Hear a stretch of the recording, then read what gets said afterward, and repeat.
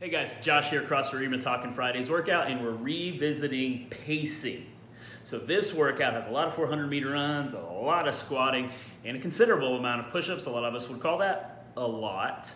I probably don't want to go out of the gate hot on that first 400 and set some world record 45-second time. I probably don't want to go out of the gate on the 100 squats and then make it untenable to even get through my last squat. So think of that before we get into it. So really quickly, let's go through a warm-up and then we'll get right into the workout component. So my warm-up is going to start with this. I'm going to start to prepare not the lower legs for the run, but also for all the squats that are coming for my legs. I'm going to get up onto the balls of my feet to start to get into that lunge position. So I take my split stance and then again I work it to the balls of my feet and then I start to get into a lunge like that. So it's more of a split squat where I can really start to activate a lot of the stuff going on at the bottom of the foot. Okay, so I'm going to do 10 of those. I'll do 5 with the left forward and then 5 with the right forward. Okay, then I'm going to drop down into my bird dog position. So I'm going to go bird dog, but instead of having 6 points of contact, where it's knees, toes, hands, I'm going to just go toes, knees, okay? And then I'm going to go shoulder tap. And what I'm thinking of happening here is I don't want to open up. I'm keeping my shoulders to the ground as much as I can and keeping my midline on and active with my hips pointed to the floor, okay? And I'll do 1, 2, 3, 10, so on and so forth. Okay, then my last piece, since I'm already here, I'm going to stay on the balls of my feet, so I'm not laying on top of them. I'm on the balls of my feet, and I'm going to get into a child's pose. That's going to be piece number 1.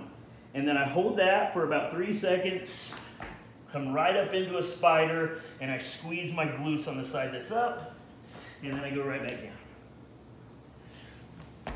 And then I'll do that on the other side. Okay? Now, that's going to be my warm-up. I would go through that 10 or 5 and 5 on each side. Probably go through that again 3 times, maybe 4 times, whatever the coach may call out. That's going to put me immediately into the workout, which we already talked about it a little bit, but it starts out as recommended with a 400-meter run, roughly 1.5 to 2 minutes. Then I have 100 squats, 400-meter run, then 100 push-ups, 400-meter run. Then I come back to the squats for 100, shocking, and then I finish it up with a 400-meter run. Now, again, I want to pace it all the way up until maybe that last 400, and then for fun, maybe I want to see what I have, and I kind of timed that one separately as a pre-fatigue. But other than that, I want that paced out evenly as possible. And let's just look at our 2 movement patterns. So my squat stance, I want to have my feet just outside of shoulder, my toes slightly pointed forward, and the more forward I can point them, the better, without having weird stuff happen at the knees. And then as I start to go down, and we need to talk about the repetitious nature of this, it's not going to be this just kind of getting there anyhow kind of a shape. I'm still going to take the logo on my shirt forward. I'm still going to try to keep my gaze above. And I'm still going to try to sit into it each and every time, not resisting the descent, but also not trapdooring that thing where I just end up at the bottom 200 times, not paying attention to where my knees or my feet are. I have to be gripping the floor. I have to be pressing my knees out. And I have to be coming up under control at rep number 1 and rep number 200. And then when I get into my push-ups, we've talked a lot about that this week. I get into position to where my shoulders are obviously over the hands, but when I'm at the bottom, everything touches at once, and my elbows are over my wrists. And then press back up at the top, back down, back up at the top. And if I don't have 100, this is where we talk about scaling. Maybe 100 at one time, maybe there's no way.